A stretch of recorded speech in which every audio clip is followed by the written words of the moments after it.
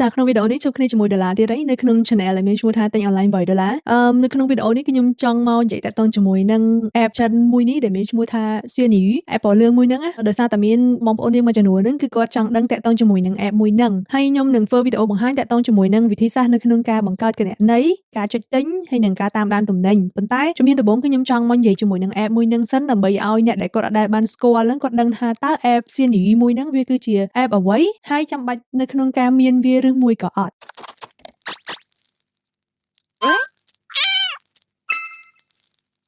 អញ្ចឹងគឺខ្ញុំចង់បង្ហាញថាចេះ app Xiaoyu មួយហ្នឹងវាគឺជា app មួយដែលស្ថិតនៅក្នុងក្រុមហ៊ុន Alibaba ដូចគ្នាតើគឺជា app មួយនៅក្នុង Taobao 1688ឬក៏ Alibaba AliExpress ហ្នឹងហើយ app Xiaoyu មួយនេះគឺគេបង្កើតឡើងដើម្បីធ្វើការលក់និងទិញទំនិញមេទឹកដែលយើងអត់ចាំបាច់ទៅលក់នៅខាងក្រៅទេបើយើងមានទំនិញមេទឹកយើងចង់លក់គឺយើងអាចផុសលក់នៅក្នុង app មួយហ្នឹងបានហើយសម្រាប់អ្នកដែលគាត់ចង់ទិញទំនិញមេទឹកគឺគាត់អាចចូលទៅក្នុង app មួយហ្នឹងហើយធ្វើការអូសមើលឆាជាមួយនឹងអ្នកលក់ឆ្លើយឆ្លងគ្នាអីចឹងទៅបើសិនជាយើងត្រូវតម្លៃត្រូវអីហើយយើងធ្វើការចុចទិញទៅយើងអាចតាមដាននៅក្នុង app បើទំនិញហ្នឹងពេលដែលយើងទទួលពឹបវាខូចខាតវាដូចអ្វីដែលគេលក់អញ្ចឹងគឺយើងអាចធ្វើការស្នើសុំសងលុយវិញ refund លុយនៅក្នុង app ហ្នឹងបានវិញឬក៏យើង reject ទំនិញហ្នឹងអត់យកវិញអញ្ចឹងអាហ្នឹងវាគឺជាភាពងាយស្រួលមួយដោយសារតែប្រទេសចិនគឺគេមានផ្ទៃដីធំហើយមានប្រជាជនច្រើនអញ្ចឹងហើយគេបង្កើត app មួយហ្នឹងដើម្បីឲ្យងាយស្រួលនៅក្នុងការអ្នកចង់លក់និងចង់ទិញទំនិញមួយទឹកហើយទី2តើ Xiaoyu ធ្វើមិនអាចទិញបានគឺយើងត្រូវមានគណនី Alipay ទៅអាចទិញបានទៅអាចទូទាត់លុយបានហើយយើងត្រូវមានទីតាំងឃ្លាំងចិនចំណុចទី3យើងត្រូវដាក់ទីតាំងឃ្លាំងចិនដើម្បីឲ្យគេដឹកទៅទីតាំងចិនហ្នឹងបងប្អូនយើងនៅខ្មែរគាត់មួយចំនួនប្រហែលជាគាត់បានចូលមើលនៅក្នុង app ហ្នឹងហើយពីព្រោះអីវ៉ាន់មកទឹកមួយចំនួននៅក្នុង app ហ្នឹងគឺវាធូរថ្លៃជាងអីវ៉ាន់មកទឹកនៅក្នុងស្រុកខ្មែរយើងទៀតខ្ញុំឧទាហរណ៍ថា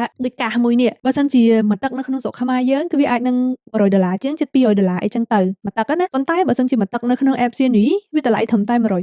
130ឬក៏120 150អីទៅតាមថាកម្រិតថ្មីឬក៏ចាស់នៃអីវ៉ាន់មួយហ្នឹងអីចឹងទៅអញ្ចឹងគឺវាមានតម្លៃខុសគ្នាពីការដែលគាត់ទិញនៅក្នុងស្រុកខ្មែរអាហ្នឹងគឺតកតងមួយ Xiaoyu ហ្នឹងណាតែសួរថា Xiaoyu ហ្នឹងគឺវាមានគុណវិបត្តិស្ដុតវាមានលើសពី50%ដោយសារតែមូលហេតុវាជា app ដែលលក់អីវ៉ាន់មួយទឹកហើយបើសិនជាយើងនៅក្នុងស្រុកនឹងស្រាប់វាស្រួលពីព្រោះពេលដែលគេដឹកមកគឺយើងអាចឆែកមើលផលិតផលនឹងបានថាវាខូចខាតអត់វាដូចអ្វីដែលគេលក់អត់អានឹងចាំយើងទទួលយកប៉ុន្តែវាចៃដន្យអីគឺយើងនៅក្រៅប្រទេសអញ្ចឹងបើសិនជាអ្នកលក់នឹងគាត់ខូចគាត់ដាក់អីវ៉ាន់ដែលអត់ដូចរូបភាពមកឲ្យយើងហើយសួរថាយើងទៅតវ៉ាណាគេយើងទៅអាចតាក់ទងណាគេបាន No អញ្ចឹងគឺវាមានហានិភ័យនៅក្នុងចំណុចហ្នឹងទោះបីជាក្នុង app មានកន្លែងសម្រាប់ឲ្យយើងធ្វើការចុច refund លុយក៏ដោយប៉ុន្តែសួរថា refund លុយទៅបើសិនជាអ្នកដែលលក់ហ្នឹងគាត់មិនព្រមអាសឹបនៅក្នុងការឲ្យលុយមកយើងវិញយើងធ្វើមិនបាន app ក៏អត់មានសិទ្ធិទៅច្បាច់កម្នាក់នឹងថាអ្នកឯងត្រូវទៅសងលុយគេក៏អាចទៅរួចដែរអញ្ចឹងវាមានគុណសម្បត្តិនិងគុណវិបត្តិរបស់វាដូចយើងទិញអីវ៉ាន់នៅខ្មែរយើងអីវ៉ាន់មកទឹកទៅពេលដែលយើងទិញយើងគ្រាន់តែឆាតមួយគ្នាយើងគ្រាន់តែតាក់ទងគ្នាមែនអត់ប៉ុន្តែយើងណាត់គ្នាជួបនៅខាងក្រៅហើយយើងមើលអីវ៉ាន់សិនអីវ៉ាន់ស្អាតអីវ៉ាន់ល្អបើយើងសម្រេចចិត្តថាទិញហើយយើងបកគលលុយឲ្យគេតែអានោះយើងទិញតែទិញហើយដល់ចូលដល់ឃ្លាំងចិនគេដឹងមានទួនាទីដឹក